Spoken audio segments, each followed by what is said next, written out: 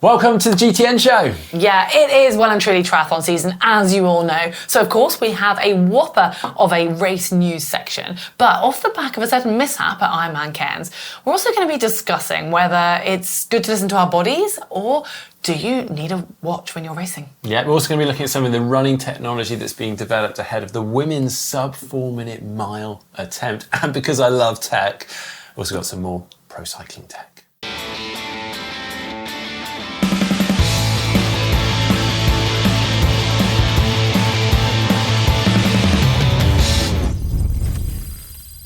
All right, let's crack on then. Did you spot that Matthew Marquardt, who we'll get onto shortly because he had a phenomenal performance at Ironman Cairns, he hit the Forbes 30 under 30? Yeah, for his area. Yeah, but his local area is quite large. It's central Ohio. So basically, this is in all categories. So when they host the 30 under 30, they do I didn't realise this, they do an extra award for the people in that area. That's really cool. Which is like a nice way of recognising and just putting all people from different walks of life under one umbrella as well. Yeah, so it says, for a combination of his performances as a professional triathlete, medical student and cancer researcher. Which, to be fair, considering the hat off. The level he's racing at, and to be juggling all that, I mean, that's very, very impressive. Yeah. So, hats off to him, and we'll get on to his results very shortly. We will do. Lucy Charles-Barkley posted this last week, although I realised it's actually only 3 days after her Ironman Lanzarote, so a little bit further longer ago, when she did a bit of a high rocks workout, along with Lucy Proctor, who's one of the sort of high rocks professionals who's quite well known. She has actually put here that she found she was more sore from this than she was from doing an Ironman. I guess it just shows what you train for, doesn't it? Yeah, we're still yet to have a go at high rocks, which maybe isn't that encouraging. But Lucy Proctor, who she was training with out in La Santa, has just had the World Champs this weekend just gone and finished 5th in the individual, and it is a very high standard. So that is. Yeah, our social media has been flooded with high rocks. Yeah, I know. It's like we will get to it. Promise, at some point. Also, pro triathlete, I haven't really heard so much about of late Ruth Hassel, and that's because she's been struggling with injury for the past year or so. She's just done a little bit of an update and kind of a time to replan, as she's called it. She has said that the calf niggle that she's had ongoing for a long time, she sort of sussed that out and figured that out now, but now she's struggling with her hip, and as a result has decided she won't be racing and has announced she won't be racing the Ironman World Championships this year, partly due to the emotional stress of it all, but also the financial side of things and just trying to justify it all. So it's really sad to see, really, isn't it? Someone at the top of the game, but actually... And she's always plays a part in that race, doesn't she? Where, however, if she has a good day or not, she's still sort of very much one of the factors, the playing factors, isn't it? Oh, yeah. Anyway, I'm sure you saw this over the weekend. I mean, this was really doing the rounds. Lottie Wilms from Ironman Cairns. Again, we'll get on to the results of that very shortly. But she led off the bike and then stood in T2 for the good part of 2 minutes waiting for her watch. Yeah. Okay. And this wasn't, I think a lot of people assumed that she was waiting for her GPS the way it was phrased. Actually, it seemed like she was actually waiting for someone to bring her watch. And it's probably one of those things where it started out as like, oh, it'll just take them 30 seconds or so. And then a minute later, she's like, I kind of waited this long. Do I keep waiting? And it took a whole 2 minutes. When you saw this, what was your first reaction?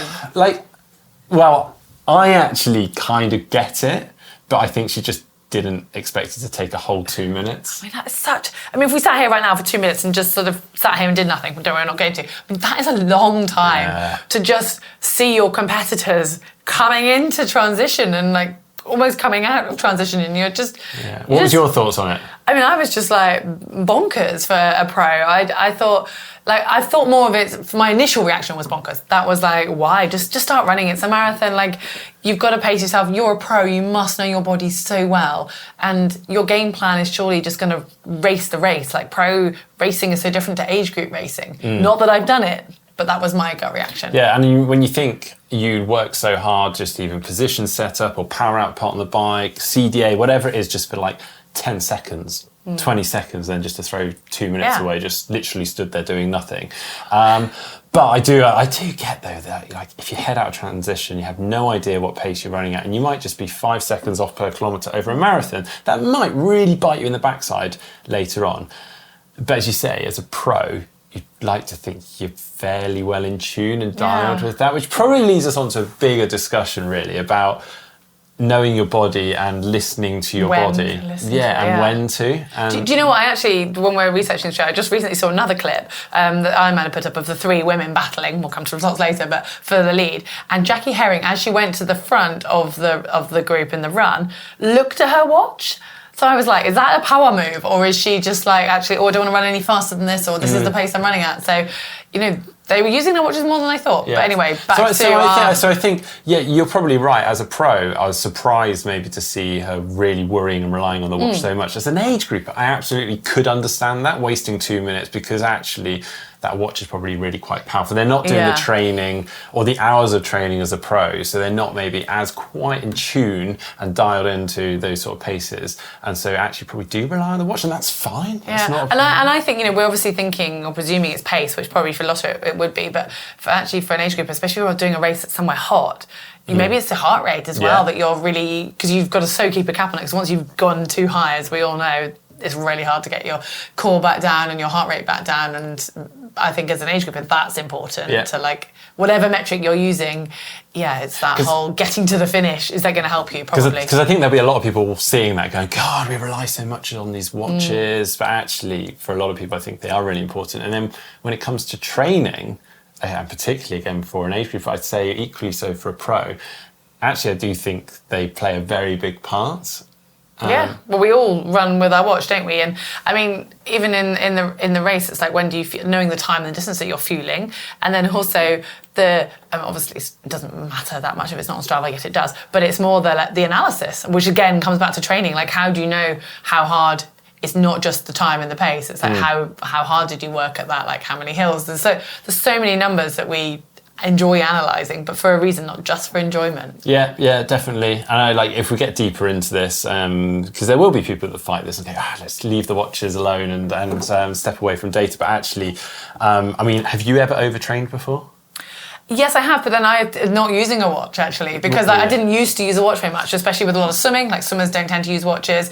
And I think as triathletes, we are maybe wired that way to just more is better. Yeah, exactly. And the same as me, and actually having a watch nowadays and actually recording the data, whether I'm looking at it on a daily basis or not. It's there, it's recording it. And if you're using some sort of training platform or something that you can kind of monitor and see the progression, and you can go really geeky with this, things like Training Peaks, where you can actually really analyze, or Human Go, where you can see the data and how it's sort of the fatigue levels over time. You can actually, in some instances, it will highlight that you're probably more fatigued than you're feeling, because actually when we're deep in training, we can often feel really fit and good, but we haven't actually realised quite how much fatigue we've accumulated. And actually sometimes we need to see that to go, I need to back off here, and then go again. And I think vice versa, like, I feel at the moment, I'm often like, I feel really tired today. And it's more just because I'm mentally tired, or I've sat in a warm room for too long, or I'm a bit bored. And I'm like, actually, then I can look at the data and be like, well, everything looks good. Like, my resting heart rate's low, and then I need to just get out of my own head. But also it could be, sorry, we're going off a tangent here, but it could also be external factors. Like, it's not even necessarily that you've done tons of training. You could have just generally been really stressed in life. And some of these wearables will track all of that for you. We have gone off on a massive tangent from what was just Lottie Wilms wasting 2 minutes in transition. But do you wear your wearables? Do you rely on your watch? And do you think actually you need it? And what would you have done? Yeah, in that situation? Let us know. Right, now on to What's the Tech. Now, if you have not heard anything about this, where on earth have you been? You've been under a rock. The Nike Breaking 4, not Breaking 2. That was actually, we're looking back at the dates. That was 2016 when it was first announced. I really didn't know it was that long ago. It feels like we're still sort of, fueling off it. Finally, actually, the Ineos 159 took place in 2019, so not quite as long ago, but still longer as well. Anyway, the Breaking 4 is Faith Kipyegon actually trying to break the 4-minute mile as a woman, which would be phenomenal. Obviously, the record currently stands at 4:07.64, so to break 4 would be a 3.1% improvement, which is phenomenal. Yeah, that's more than the Breaking 2. That was, I think, 2.4% or something. So that puts it into perspective of actually, it's only 7.5 seconds or just over. But that's a huge amount. That's more than 2 seconds per lap. Now, this is obviously creating a lot of noise at the moment, because we are literally about, less than 10 days away from the date of the proposed date yeah. of this taking place. And there has been a lot of sort of leaked and, well, some of the information has been released on sort of the kit that she's going to be wearing, or the testing they've been doing, but some is still a little bit unknown. We thought we'd dive into some of it because it's quite interesting, because I think we talk a lot about the cycling tech. Okay, we have a little bit about running shoes and how they've developed carbon shoes over as of late, but not so much about the clothing and things like that. So this is really interesting to see what Nike have been doing here. Yeah, I mean, they're obviously going with the spike shoe, which is essential for running that fast on the track. So they've taken the Nike Victory, which Faith was using before, and they've naming this called the Elite FK, which they're kind of, obviously Faith Kipyegon and fastest known time, they're sort of saying. It could be alluding to either, but that's just the name. The interesting part comes in the fact that it's only got to last her for 4 and a bit minutes. They're very much playing on this of what can they take out, so how can they make it lighter, and there's crazy numbers of just how like a few grams can actually save so much percentage of effort. So the flying upper is only 3 grams, which I think I saw someone described as that's equivalent of 3 paper clips. Yes. And the upper of your shoe. I mean, how it's going to hold it together, it obviously is. The air unit is the thickest yet, so they're still using air, which again, I think like with carbon shoes, that's like quite crazy. One thing I find interesting, Mark, is that they are actually within the rules of, they're not going for any crazy shoe. It's going to be within the rules of wild athletics. However, it's not actually going to be approved because they're going to tweak it up until potentially the week before. Okay. So could in theory it could in post, yeah, but I think that doesn't mean it will be an official world record. So that's because they just want the technology to be so dialed into her. Yeah. Okay. That's really interesting. Yeah, I mean, but there's so many like stats, and I'm sure you've read more stuff about the shoe. And then also with the clothing, so she's going to be wearing sort of what they call it, a fly suit, and it's interesting because it's sort of sleeveless, and it comes down to it covers most of the thigh. But then she also has these arm sleeves, kind of like cycling arm warmers, essentially. But the way they fitted them, they've actually reduced the creases. Yeah, reduced the creases, but then it also comes over the knuckles, because apparently that is where the most air disturbance takes place. Because it's like a flap. Yeah, I guess same when you're time trialing, just actually how your thumb placement can make a big difference. And they've also, on that fabric, they've got some 3D printed air nodes, all of varying different sizes in specific locations to sort of try and smooth the airflow around her and will create as least disturbance as possible. And then the interesting thing, which I've seen a lot in the press, is about her sports bra, which is 3D printed. 3D printed, yeah. I mean, it looks really cool, and it's a racer back, and it's made of this sort of special material that you actually use to choose. Oh my God. A TPU. TPU, thank you. But one thing I'm like looking at it going, it looks like amazing and sort of very aero and comfortable, but how does she get it on? Because I don't know how much stretch it has to then sort of be that comfortable. Like, you've got to be kind of quite mobile maybe to be able to... glue it on. Yeah, maybe they spray it onto her, I don't know. But apparently she's chosen this, wasn't necessarily needed as part of the project, but she's chosen to be training in it and finds it very comfortable. And I think that could be something quite interesting in the future of just sort of on a women's perspective of having sports bras that could in a sense be 3D scan. We've got goggles like that. Could we then have other items of clothing that could really make a difference to performance? But yeah. But onto this. I mean, there's been a lot of interest in this, and obviously people speculating on how they're going to race this or run it. Some even proposed that maybe they can do it on some special kind of track that's curved or something like that. Apparently, it's just taking place on an ordinary track. In fact, a track that she's already set a couple of world records on and performed very well on. So that's obviously standing her in good stead. So that's in Paris, 26th of June.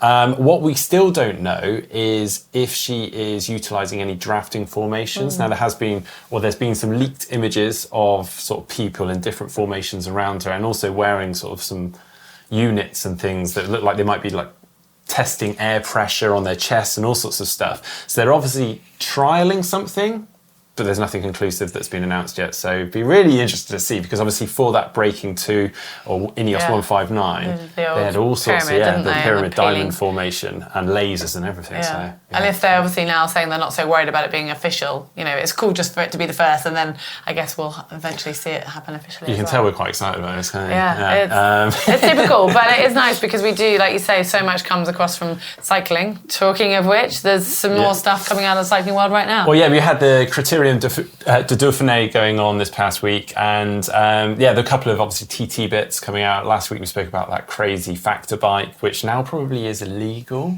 We don't know if you saw the UCI rules. Anyway, Remco Evenepoel actually was riding just the Specialized TT5 helmet, and it's just a small thing, but if you own one of these, interesting that he had a different visor on. So ordinarily it's just this straight visor that comes across, but it kind of hooked up around the nose, and they say just to increase the airflow through, but still very aerodynamic. And I just thought this might be of interest actually for triathletes, particularly going to hot races, Kona, wanting that extra airflow. And it's not a pro product. Actually, it's available on the Specialized website, so it is out there. It's come out. What price tag is that? Yeah, so that's $449.99 for just the visor. That isn't the helmet. I didn't actually clock that part. Yeah, I had to look at that and I was like, I mean, it is available to all of us if we want to spend, $450 to have something that's stuck on our helmet. They did also say, though, apparently it might not just be airflow. It might also be helping him get even closer to his hands, because I guess if you think you're getting that close, you're almost having the visor touching your hands, and that's sort of quite disturbing. But also just another little observation, I guess, was Matthew van der Poel, his sponsor or helmet sponsor is Abbas, and they would ordinarily wear that Game Changer TT helmet. And interestingly, he opted for that Rudy Project Winged Dream helmet, which you've seen a lot. He's obviously been watching you, hasn't he? That's what I said to one of my friends. I was like, you obviously saw our triathlon the other week, which I was doing. We've seen a lot of the, actually, if you look around the pro triathlon field, how many of the triathletes are wearing that helmet as well. So, yeah, interesting observation.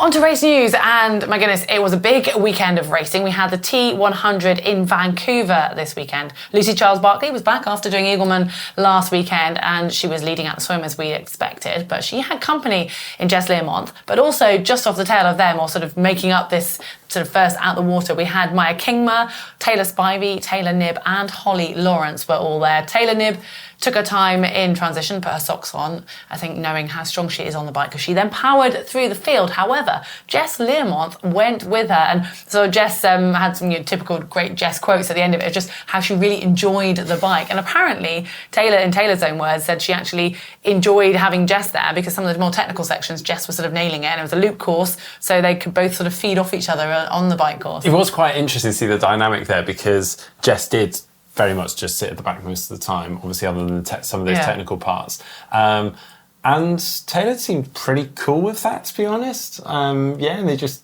ploughed on, and they did. I mean, the other girls in the race were obviously racing phenomenally, but they were just putting time into lap after lap. And actually coming to T2, they had a 4-minute 43 lead over Lucy Charles-Barclay, Kingma and Holly Lawrence.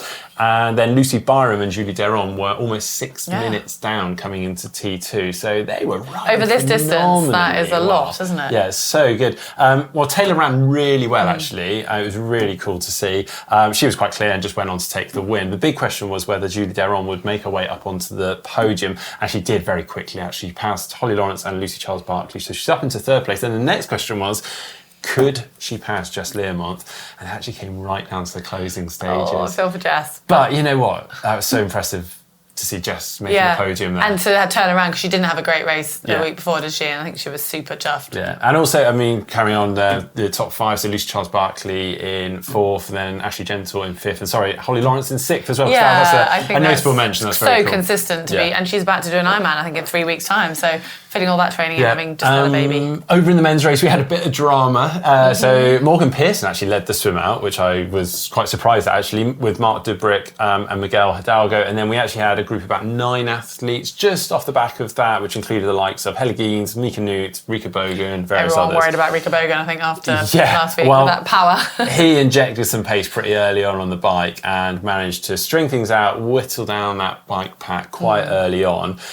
Mika Newt, unfortunately, got a penalty relatively early on, which is a shame because he was quite comfortably in that group and obviously one to watch. So he obviously had to serve his penalty. He dropped back to the chase group, which had the likes of Helle Geens in there. And then we basically just had 3 athletes up front. Martin Van Riel, Kyle Smith, Rika Bogan. You're like, oh yeah, this is exciting. And then Carl Smith got a penalty. So he served that as he went into T2. I saw him arguing that. I saw a clip. I haven't sort of seen the I've got to say, I didn't quite understand where that came from. There was an interesting pass where basically Kyle went past, I think it was Rico Bogan, at the same time as Martin had also. They all decided to make the pass and then they had to commit. Yeah. And so I think there was maybe something that went on there, but you like, come on, like, anyway. Spoils the racing a bit, but hey. Anyway, now Helly Geens, though, he managed to, and I guess maybe thanks to being with Mika Nootles, but it dropped back, was actually in contention coming off the bike, and so much so he was able to run himself up into the lead quite early on. Helly Geens, well, he was away with the win, and Martin Van Riel took second, but it was the spot for third that was really interesting. And Mika Noot, wow, impressive run from him. He ran his way through to third, Antonio Benitez Lopez took fourth, and then Carl Smith in fifth. Yeah, it would have been interesting, wouldn't it? If, I mean, you can always say if in sport, but those penalties hadn't happened because Mika Noot was just over a minute off Martin Van Riel. We don't know if he had more in the tank. Yeah, we've got a lot of racing to get through here, Heather. So we also had Ironman 70.3 Boulder. It's great to see Sam Appleton taking the win there. So cool. Local athlete, obviously trains around there a lot. Colin Schutt took second place and Kevin McDowell in third. Yeah, there was also 70.3 in Austria, won by Finn Gross-Fries, Michael Weiss second, and Christian Gru was third. We had a DNF from Joe Skipper. We've not seen him in form for a little while, have we?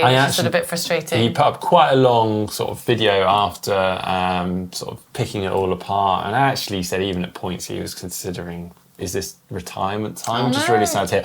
But I've heard or seen that he's got his name down for another race, I think. Oh, he's doing Roth actually, so yeah. So you guys will see him out there, cool. We also saw Chelsea racing again. It was the 70.3 Pennsylvania, and yeah, she came second. I think I was surprised at her run time. We don't know the ins and outs, but Lydia Russell took the win with a 1:16 run. Chelsea Sodaro a 1:21, and we know what a phenomenal runner is, whether it's the fatigue. Third was Jeannie Mitzler. Yeah, she said it's the first time she's ever done a 70.3 back-to-back weekends, so Eagleman and then into Pennsylvania. I wonder what the reasoning was behind that. Yeah, interesting. And then Ironman Cairns, obviously we had the Lottie Wilms Watchgate drama. So she lost, she came off the bike, with a 2.5 minute advantage, and she lost 2 minutes of those in transition. So only had a 30-second buffer over Hannah Berry and Jackie Herring going out onto the run. And unfortunately, they just whittled away at that advantage. Jackie Herring actually went on to take the win, and very impressive performance. Hannah Berry in second and Lottie Wilms in third. Yeah, and super cool for Jackie Herring because she obviously had that DNF the week before to then so last minute travel across the world and commit to doing that and then take the win as well. Yeah. Time difference, travel, already done half an Ironman the week before. So yeah, I think that was a super cool victory for her. Yeah, and then in the men's race, it was Jamie Riddle actually, young gun, giving it a shot at the Ironman here. He led the swim out, closely followed by Josh Amberger and Matthew Marquardt. But you probably saw this on social media, the cramps that Matthew Marquardt experienced coming out of the swim. We've seen it before, haven't we? Yeah, something he seems to be struggling with. Really, I was in pain watching that clip. And then, struggled at the start of the bike, lost a bit more time. But actually, in the last stage of the bike, started to come through and feel good and ran really well and ran himself up from 16th up to third.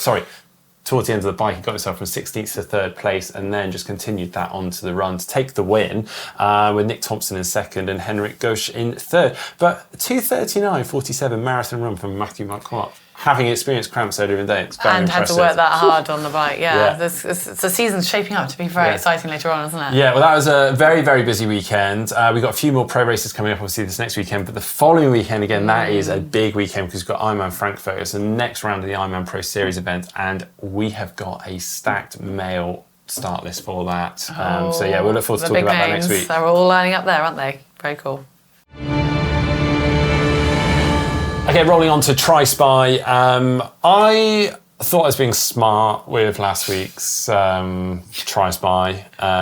It was a course map, bike map. I don't think anyone got it wrong, Heather. No, I mean, I didn't know. I didn't actually see it. And then I was looking through the comments and I was like, guys, was it Boulder by any chance? Because quite a few people, in fact, everyone who suggested said 70.3 Boulder. We've got Jaden who says definitely half Ironman Boulder. 2023 edition. Do you know which edition it was?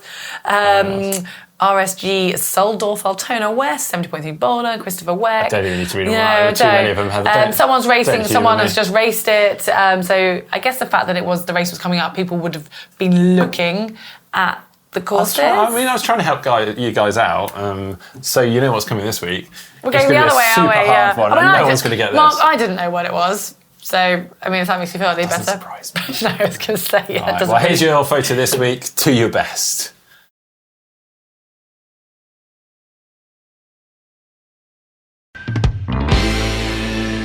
Say what? Well, last week you might have seen James went over to the English Channel to see just how hard it is to swim across the channel, and you guys evidently really enjoyed that video. But there was sort of potential that we were thinking of doing it as a relay, and it seems like you are encouraging us for that one because, well, we had several comments. William Mayer says, yes, we want to see a GTN relay, along with lots of others. Yeah, and that one got, in particular, a lot of likes and thumbs ups, and I think... Oh my God, I've just seen 83... Yeah, I think pretty much every comment under the video said, GTN relay, come on, let's do it! What are your reservations, Mark? I don't know, where do I start? I think we need a whole new show for just my reservations on doing this. Yeah, I mean, if you haven't watched that video already, do go check it out, and if you don't know anything about the English Channel swim, I mean, do watch it because it is brutal, it isn't is one of those and also epic, just the actual things. Assessment swims that they have to go through to be able to go and do this in the first place is really quite something, which is partly what put me off, if I'm honest. But I would love to do a GTN relay. Logistically, it's going to be a mammoth, isn't it? But we do need to look at it, and clearly you guys really want to next year, maybe. Let's start those cold showers now. Well, yeah, thanks ever so much, guys, for tuning in on today's show. We have got a really cool video coming up this week. I think we talked about it last week, but actually we pushed it to this week because we really wanted to do it justice. Heather and James, they ran a straight line across Dartmoor.